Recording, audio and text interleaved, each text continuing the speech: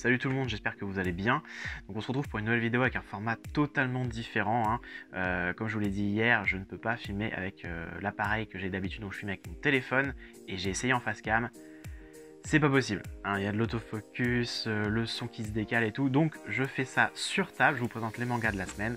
C'est parti. Donc j'ai fait énormément d'achats cette semaine, hein. Vous allez voir, ça ne va pas s'arrêter, la vidéo va être super longue je pense. De toute façon ça s'est vu sur la vignette avec la photo. Donc on commence tout de suite avec Dahlia, le tome 2, il était chez Komiku. Donc là on est sur une petite histoire vraiment sympa, qui se pose tranquillement et qui parle des objets magiques, enfin la création d'objets magiques. Le seul problème c'est le côté isekai qui ne sert à rien dans le tome 1, mais littéralement ça prend 2 pages et ça sert juste à expliquer le fait qu'elle imagine des objets magiques en se servant de ce qui existe dans notre monde à nous en fait. Il n'y avait vraiment pas besoin de ça pour faire ce manga là, c'est vraiment le truc qui est dommage parce qu'à côté c'est plutôt sympa et j'attends de voir comment ça va tourner. On enchaîne avec Alpi the Soul Sender, le tome 2. Comme je l'avais déjà dit, donc ça c'est édité par Kion, comme je l'avais déjà dit, ça ressemble pas mal à Mystical Beast Investigator dans la narration. Et moi de ce que j'ai pu voir déjà, ça va plus loin que le tome 2. Hein. Il y a 4 tomes qui sont sortis au Japon, donc ça c'est la chose qui m'intéresse beaucoup parce que j'avais peur que ça se termine aussi vite alors qu'il y avait pas mal de potentiel. Hein. Et déjà le dessin, voilà, vous pouvez le voir, hein, très très cool. Alors, ça passe très bien avec l'univers quoi. Moi j'aime beaucoup et j'espère vraiment que ça va continuer à être aussi bien que ça a commencé. The Alexi Empire Chronicle. Donc ça, le tome 1 était vraiment cool. Je le redis encore une fois, mais c'était vraiment comme du Berserk-like. Vraiment, en termes de dessin, ça se permet des choses assez dures. Et en plus, il y a de la stratégie et tout, donc même du Kingdom-like du coup. Et c'est un peu un mélange des deux finalement, on pourrait se dire ça. Et ce qu'on m'a dit, c'est que le tome 2, malheureusement, il y avait une romance qui s'installait avec ce personnage-là. Et c'est peut-être dommage d'avoir installé ça, parce que le truc, c'est que les personnages féminins, apparemment, avaient l'air quand même assez badass. En tout cas, il y a un personnage dans le tome 1, la tante, qui est extrêmement badass, vraiment. Et ce serait dommage peut-être de casser le personnage en le mettant en mode peut-être kawaii, intéressé par le mec, et qui du coup n'a plus trop d'intérêt. J'ai un peu peur de ce que ça va rendre, mais en même temps, c'est peut-être juste très bien fait aussi, hein. J'attends de voir tout simplement comment ça va se dérouler. Drifting Dragons, le tome 4, il était chez Pika. Ça, c'est un dessin qui est juste sublime, hein. C'est du Ghibli plongé en univers manga. Je trouve ça vraiment très très beau. Par contre, le truc qui pêche encore pour l'instant, c'est le fait qu'il n'y ait pas de scénario qui semble se dessiner. Alors, il y a des petites parcelles, de petites choses qui sont en train de s'installer un petit peu depuis le tome 1, mais c'est vraiment des parcelles, et je trouve ça peut-être un peu dommage. J'espère qu'avec le tome 4, ça va commencer à prendre une ampleur différente, parce que j'ai vu quand même que c'était bien avancé au Japon, donc c'est qu'il doit y avoir quelque chose qui s'installe et qui montre quelque chose d'intéressant. J'attends de voir si sur le tome 4, ça se développe. Magic Knight. Ça, c'est encore chez Pika, c'est du Clamp, il réimprime vraiment tous les volumes. Donc là, c'est la réimpression avec du coup une nouvelle couverture. Donc si vous aimez Clamp, voilà, c'est de là d'où il vient le petit personnage. Celui-là, je pense que vous le connaissez. Je tombe sur la bonne page directement. Si vous aimez Clamp, je pense que c'est un must-have à voir. En plus, c'est une série qui est courte, hein, 6 tomes, hein, c'est écrit ici. Et là, c'est la vraie bon format de lecture, c'est-à-dire de gauche, de droite vers la gauche, pardon, parce que la première édition justement c'était l'inverse, c'était en forme français. Donc je l'ai pas encore lu, je sais pas ce que ça vaut, mais habituellement les clamps j'adore et j'ai pas trop d'objectivité dessus, c'est juste lisez tous les clamps et voilà. On va rester sur Clamp avec Chobit, le tome 4, la réédition elle aussi. De toute façon, Pika là en ce moment ils sont à fond sur la réédition des Clamps, donc ça c'est quelque chose qui me fait extrêmement plaisir parce que j'aimerais bien qu'ils rééditent d'autres choses et qu'ils les réimpriment avec nouvelle jaquette, tout ça en format simple. C'est des choses qui me plaisent à fond, très clairement.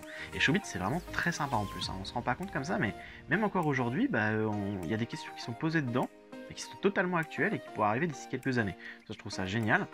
Et dedans, je ne l'ai pas ouvert, il est blistérisé, je ne vais pas l'ouvrir maintenant, mais à chaque fois, en fait, vous avez un marque-page exclusif, un marque-page qui avec cette réimpression, quoi, qui est assez gros quand même.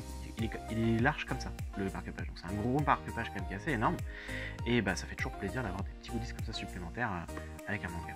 Children, le tome 2. Alors je vous l'avais dit dans le tome 1 si vous avez vu quand j'en ai parlé, mais c'était un peu compliqué, je pense, d'installer un scénario en 2 tomes avec ça. En plus, le dessin, enfin les têtes sont vraiment chelous. Il y a un délire avec les yeux, là ça se voit encore avec la jaquette. Et le dessin est pas le plus formidable qui soit. Le scénario est un petit peu creux et je me demandais comment ça allait tourner et je savais pas si j'allais prendre le tome 2. Je l'ai pris parce qu'en fait il est énorme. Vraiment, on pourrait caser 2 tomes là-dedans facilement. Alors je me dis que peut-être que effectivement ça a été creusé suffisamment pour proposer quelque chose d'assez cohérent en seulement 2 volumes. Je vais voir ce que ça donne. De toute façon, moi c'est ce personnage-là qui m'intriguait le plus en plus, vraiment. C'est la personne qui s'occupe de tous les enfants. A voir ce que ça va donner avec ce tome 2, de toute façon je vous donnerai mon avis, c'est certain. Keijin Rejo, le tome 3. Ça c'est un petit truc qui est vraiment cool, c'est un manga qui est vraiment sympa. On se rend pas compte comme ça, parce que je vous l'avais dit en plus, le synopsis, ils vont vraiment pas du rêve. On commence avec un mec qui veut juste piquer des culottes et compagnie. Franchement, un truc plus nul, je connais pas trop. Et en même temps, quand on connaît l'auteur et le dessinateur de ce manga, c'est celui qui dessinait Red Ice World.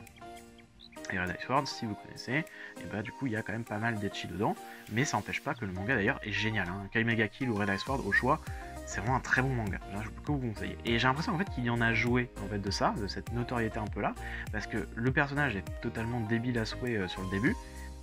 Et il devient ultra intéressant avec la fin de tome 1 et tome 2, il y a vraiment une construction sur le personnage, finalement l'action qui se passe et puis le développement de ses pouvoirs, je vais pas en dire trop non plus, ça le rend beaucoup plus intéressant. Et ce qui se passe aussi dans l'histoire, carrément, ça devient beaucoup plus sombre. Je pense que c'était une sorte de troll d'autodérision et bah ça marche carrément parce que moi j'ai cru que ça allait vraiment pas être ouf et finalement pour l'instant bah, c'est très bon. Voilà. Le tome 4 et 5 de Shaman King, la réédition. Alors réédition cette fois parce que ce sont des volumes doubles, donc là on a les volumes bah, du coup 7, 8, 9, 10, quelque chose dans le genre, oui c'est ça, bah, c'est totalement ça en fait.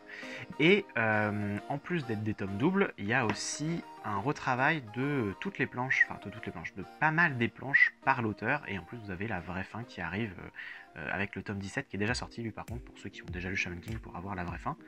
Ça c'est un manga qui est plutôt sympa, moi je l'avais jamais connu à l'époque, et bah, pour l'instant je prends vraiment plaisir à le lire. Voilà, donc vous avez aussi la petite fresque qui est là, qui est en train de se dessiner, et pour un manga du coup qui n'est pas récent, hein, ça fait partie de la génération Naruto, One Piece et tout, et pourtant lui on entend beaucoup moins parler que les autres, ça se construit sous forme de tournoi, et pour l'instant les pouvoirs qu'on y découvre et les personnages qui s'installent et leur évolution, je trouve ça très cool. On m'avait dit que la fin est pas folle et que ça se barrait un peu en couille, hein, voilà, mais pour l'instant, tout ce que j'ai à dire, c'est que c'est vraiment sympa à lire. Faut se remettre dans le contexte de l'époque quand on le lit, parce que ça vaut pas les scénarios d'aujourd'hui, très clairement. Mais pour l'époque, si vous arrivez à vous mettre dans le contexte de la lecture d'avant, c'est très sympa. Le tome 7 de l'Atelier des Sorciers, ça c'est un très bon manga, hein, avec de la magie et tout, ça c'est des choses qui me plaisent beaucoup en ce moment. Vous avez un dessin qui pète carrément, il est très très cool. Faut savoir que l'autrice faisait des covers en Amérique pour les comics américains du coup. C'est vraiment un manga qui est extrêmement bien dessiné, il est très cool, l'aventure qui se déroule est vraiment sympa, et en plus du coup vous avez un collector à chaque volume, et moi je suis très friand de ce genre de choses, c'est encore édité par Pika. D'ailleurs le collector en question cette fois-ci était avec cette petite boîte là, donc ça c'est ce que je considère étant les meilleurs goodies au monde. Voilà, très clairement on va le dire comme ça, on va le formuler ainsi, que ce soit dans le jeu vidéo ou dans le manga, quand vous vous retrouvez avec ce genre de goodies, vous pouvez que être heureux si vous êtes fan de la licence, parce qu'en fait c'est des goodies qui vous ramènent le manga dans le monde réel, très clairement. Donc là, qu'est-ce que vous avez dedans? Moi, je pense que de toute façon, vous le voyez avec la petite chose ici, mais si vous ne connaissez pas le manga, donc à vous, comme ça, vous allez être au courant, vous avez ceci. Alors, c'est un mini bloc-notes hein, qui est en forme de roue, et en fait, ça, c'est l'objet que quasiment tous les sorciers ont, parce que vous devez dessiner sur des feuilles, des cercles pour faire de la magie. Et en fait, si vous regardez un petit peu, vous avez quelques cercles qui sont déjà dessinés, qui ont déjà été tracés, et vous avez pas mal de feuilles vides pour les faire vous-même. Alors naturellement, si vous êtes collectionneur, vous n'allez jamais les utiliser, mais pour autant, c'est vraiment ce genre de goodies qui vous ramène le manga dans la réalité. Ça, c'est quelque chose qu'ils utilisent réellement dans le manga, et vous allez pouvoir l'avoir chez vous, tel un sorcier de l'Atelier des Sorciers, et je trouve ça vraiment génial. Platinum End, le tome 13. Très bon manga des auteurs de Death Note, des auteurs et dessinateurs, naturellement. Là, vous êtes sur un manga du coup qui baisse énormément après le tome 5. Ça descend en chute libre littéralement. Et à partir du tome 8, ça se relance. Et là, on arrive enfin sur ce qu'ils sont capables de faire de meilleur. Là, j'ai un grand souvenir encore du tome 11 qui était exceptionnel. Si vous avez lâché la série comme moi j'ai failli le faire sur les tomes 5, faut se forcer un peu malheureusement, ça c'est peut-être la chose qu'il faut se dire que c'est dommage avec ces auteurs et dessinateurs là, il faut se forcer un peu sur 4 volumes et ensuite vous les redécouvrez enfin, ils sont à nouveau là, ils sont présents et ils sont toujours aussi bons. C'est tout ce qu'il faut retenir, c'est que le dessin est toujours formidable et que le scénario prend vraiment de l'ampleur. Le tome 9 de Bakemonogatari, celui-là, encore édité chez Pika, hein. Il y a beaucoup de Pika à récupérer, j'ai l'impression. Ça, je l'attendais pas mal parce que ça commençait enfin à dévoiler le passé du personnage principal, sauf que ça se coupait alors que on est d'avoir qu'un quart du manga qui en parlait. Là, il va vraiment y avoir du coup, logiquement, hein, si c'est bien construit, le reste de la compréhension de pourquoi le personnage principal se comporte ainsi dans l'aventure. J'ai vraiment hâte de le lire celui-ci. Magus of the Library, édité chez Kion. C'est un excellent manga. C'est pas pour rien que je vous en ai parlé dans les 1J1 et MPL WFPD. Je vous conseille d'ailleurs de regarder la vidéo. Mais ce manga est vraiment formidable. Pour l'instant, il n'y a que 4 tomes en plus. Hein, et même au Japon, le tome 5 est toujours pas sorti. Du coup, vous avez largement le temps de rattraper la série. Et bon, je prends même pas de risque en l'ouvrant. Voilà. Les planches, oh là là, et les doubles planches comme il en a partout dans ce manga là, il y en a absolument partout. Dès qu'il peut en caser une petite parce qu'il y a en plus une logique, il le fait et c'est formidable. Même les planches fixes comme ça, je sais même pas ce que je suis en train de regarder, mais c'est magnifique. Voilà, il y a tout ce qu'il y a à dire de toute façon. Magus of the Library. Vigilante, le spin-off de My Hero Academia, le tome 9. C'est un spin-off qui est vachement intéressant, je trouve, parce qu'on a un côté beaucoup plus sombre de l'histoire de My Hero Academia. On a sur le côté un peu, on va dire, marché noir de ce qui se passe avec les super vilains qui sont beaucoup plus mis en avant et tout. Même si en ce moment dans la série principale, les super vilains sont plutôt bien mis en avant. Et ce personnage-là, c'est comme ça que j'ai réussi à l'aimer, c'est avec le spin-off, parce que il est beaucoup plus mis en avant, il est là présent dans quasiment tous les tomes, et on commence tout à petit à le connaître un peu plus, et il est vraiment très très bon en fait ce personnage-là. Je peux que vous conseiller... je me rends compte que j'ai pas pris le dernier tome de My Hero Academia en même temps. Alors j'attrape ça. Mais je peux que vous conseiller ce spin-off, très clairement. Parce qu'en plus le dessin est plutôt proche en plus de ce que fait l'auteur, même si c'est pas le dessinateur originel, hein. Mais c'est pas encore trop éloigné. Franchement, il y a un travail qui est vraiment fait, qui est très cool. Et je sais pas du tout combien de tomes ça peut se faire. Mais pour l'instant, ça reste très bon. Jack, l'éclair et l'incident des fées, le tome 1, le second spin-off de The Ancient Magus Bride. J'attendais beaucoup de le prendre, c'est encore édité chez Komiku, c'est très très bien qu'ils puissent tous les faire. Je sais pas ce qu'il vaut, je m'en fiche, il va être excellent. Ça me fait extrêmement plaisir de pouvoir me replonger dans l'univers de The Ancient Magus Bride, tout simplement. Je connais pas encore le dessin et je le découvre là maintenant. Et il est très très cool, il est différent, très clairement. Et ça fait plaisir en fait qu'il y ait une patte graphique aussi qui se diffuse. Ça c'est très sympa aussi. Je sais pas du tout ce que ça va valoir. Le premier spin-off était très sympa en tout cas, ça c'est clair. Et celui-ci, on va voir, mais du coup encore une créature visiblement magique différente, là avec les petites oreilles et tout. Et ça doit être celui-là le personnage principal, avec je pense un familier du coup, un rat avec des yeux rouges. On va voir ce que donne l'histoire, mais j'en attends beaucoup. Beastars, le volume 13. Lisez Beastars, je vois beaucoup trop de gens encore qui restent bloqués sur le côté anthropomorphique. Il faut pas se bloquer à ça. Les métaphores par rapport au monde réel, c'est du 1,5 degré. Je veux dire, on voit vraiment tout, les différences de classe sociale, les races, tout ce que vous voulez, tout est mis là-dedans.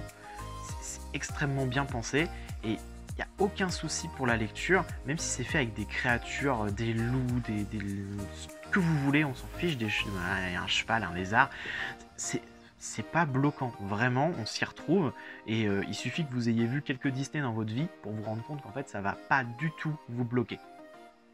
Ça fait très longtemps qu'on n'en a pas vu sur la chaîne, je crois, et il était temps que ça revienne. Yawara du Urasawa. Voilà, on n'en voit jamais, je crois. La dernière fois, ça devait être dans la vidéo d'hier. Ça commence à dater un petit peu. Yawara sur le judo, son premier manga sérialisé, hein, parce qu'avant il y a eu des petits one-shots. lisez-le, voilà, tout simplement, hein, c'est ce que j'ai envie de dire. En plus, c'est sur un grand format, ça fait plaisir. Si je vous sors un petit manga, si vous n'avez pas vu le tome 1, vous êtes vraiment sur un beau et grand format. Pour un auteur comme ça fait extrêmement plaisir qui décide de sortir son premier manga. C'est aussi un coup de poker que Kana joue, hein, ça se trouve. Il y aura juste ceux qui aiment l'auteur et il n'y a personne d'autre qui va s'y intéresser. Pour autant, le dessin, lui, n'a pas spécialement vieilli. Il a un trait, cet auteur, qui est intergénérationnel. Là, voilà, ça, c'est des trucs que j'adore. Les petites planches couleurs, comme ça, des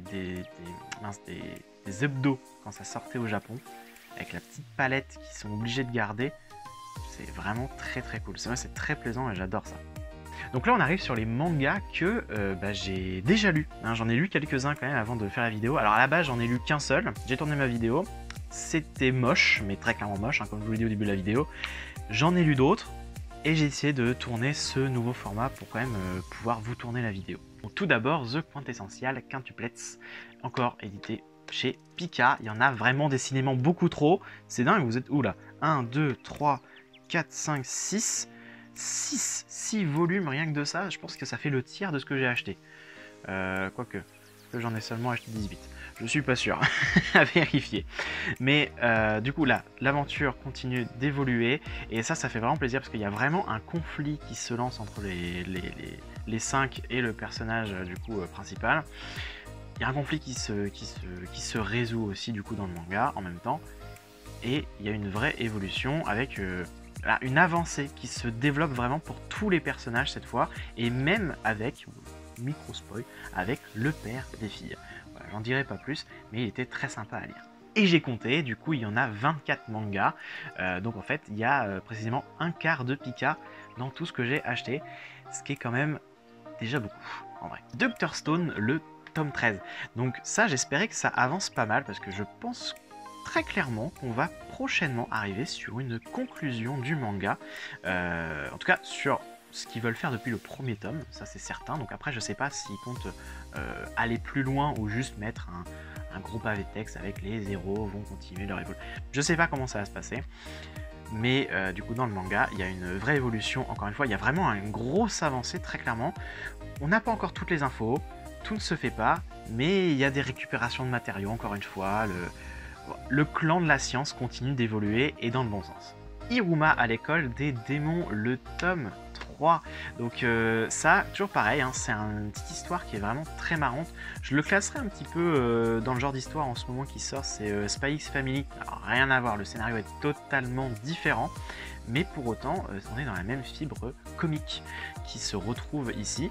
Donc là vous êtes, voilà, donc Iruma continue d'évoluer, et moi je l'ai lu du coup, et je peux vous en dire, mais disons qu'il y a un twist de fin qui va commencer vraiment à construire le scénario. Ça y est, on était sur plein de blagues, plein d'évolutions, particulièrement sur le personnage principal, donc Iruma, mais juste sur son évolution dans l'école. Il n'y avait pas de réel scénario qui se dégageait avec des enjeux, etc.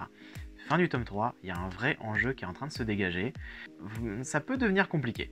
Je vous parle de Spy X Family, donc je vous en profite pour le sortir, le tome 2, voilà. Donc comme je disais, fibre comique, et je l'ai lu, et il est toujours aussi en fait drôle, il me provoque voilà, des petits rires incontrôlés qui sortent pendant que je lis. Le dessin colle très bien, et cette gamine est à mourir de rire. Il n'y a aucune gamine au monde qui peut réagir comme ça, très clairement, c'est vraiment à cause de son pouvoir, qui normalement est dit dans le synopsis, du coup a fait de la télépathie. Normalement c'est même pas un spoil parce que c'est dans le chapitre de découverte, qui d'ailleurs est là, ça y est, je vous l'avais dit dans le tome 1 quand j'en ai parlé, mais le chapitre gratuit que Kurokawa a mis en ligne, et c'était pas le chapitre 1 de l'histoire du tome 1. Et en fait, c'est un chapitre bonus, Extra Mission 1, qui se retrouve à la fin du volume 2. Et il se retrouve ici. En fait, c'était un chapitre pour faire découvrir le manga à ceux qui ne le connaissent pas. Donc c'était devait être au Japon, ça peut être le premier chapitre d'introduction à l'univers. Il se retrouve à la fin de ce tome-là. Donc on le retrouve enfin. Dragon Ball Super, le tome 12, oui, je continue de lire Dragon Ball Super, je m'en fiche complètement. Je trouve ce manga toujours aussi bien, c'est incroyable, je n'ai vraiment aucune objectivité. Il y a plein de gens qui disent qu'il est vraiment mauvais. Moi, je trouve qu'il évolue encore. Il y a... Bon, du coup, ils en profitent. Il y a l'univers qui s'agrandit. L'univers est infini de toute façon. Donc, on découvre de nouveaux ennemis, des ennemis qui sont plus ou moins puissants, et des ennemis surtout qui arrivent à battre des protagonistes de l'histoire de Dragon Ball. Là, ils arrivent à mettre en difficulté la Terre, avec pourtant... Alors, il manque ces deux-là, hein, quand même. Mais ils arrivent à en mettre en difficulté la Terre. Les deux, ils sont en train de s'entraîner vraiment de leur côté. Et quand ils vont arriver, je sens que ça va péter de puissance, ça va être génial. Bon, côté fanboy mis à part, vous avez vraiment les personnages qui... Du coup, s'entraînent à nouveau, ils ont des difficultés et ça fait très longtemps que ça leur était pas arrivé, donc ils ont besoin de s'entraîner, ils ont besoin de se remettre en question. Moi je trouve que c'est cool, ça permet de leur procurer une évolution. Puis surtout, là on retrouve le duo C18, C17 qui est en train de se battre ensemble. Moi je sais pas pour vous, mais rien que pour ça, lisez-le quoi. Et on termine, oui on termine enfin, hein. Bon il n'y a pas beaucoup de tomes finalement, il n'y en a que 24. Et justement, après le tome 24, le tome 25 de Black Clover. Très bon tome, alors que pour autant, à la base, je devais vous dire que ça me faisait extrêmement peur avec le twist du tome 24, comment ça allait se passer, et que j'avais très peur pour la suite du manga. Le twist n'est pas remis en avant dans ce tome-là pour l'instant, donc je pense que ça sera au tome suivant qu'on va le réévoquer.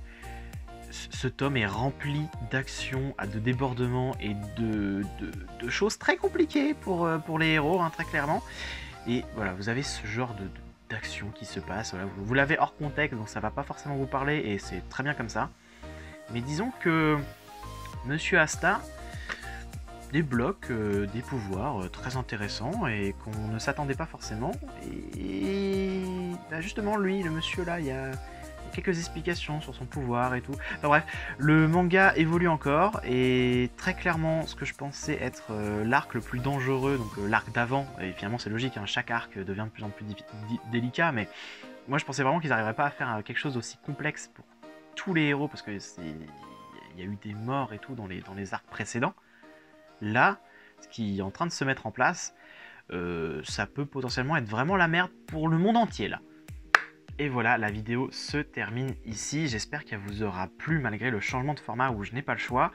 Ce que je vais faire, c'est que j'avais tourné en avance un 1J1 MMBLWFPD que je vais vous proposer la semaine prochaine qui sortira. Mais il n'y aura pas, je pense, d'autres vidéos. À moins que ce format-là vous ait plu et vous convienne, je le retournerai à nouveau de cette manière-là pour dimanche prochain, parce que je ne la récupérerai pas avant dimanche prochain, la caméra. Et seulement la semaine d'encore après, donc dans plus d'une semaine, je refilmerai correctement avec l'appareil que je pourrai à nouveau emprunter. Et de toute façon, dans à peu près un mois, j'aurai ma propre caméra, donc ces soucis-là ne seront plus présents. Donc j'espère que la vidéo vous aura plu quand même. Si c'est le cas, n'hésitez pas à laisser un petit commentaire, ça fait toujours plaisir, à la partager ou à la liker, et à vous abonner si ce n'est pas encore fait. Je vous dis à bientôt. Salut!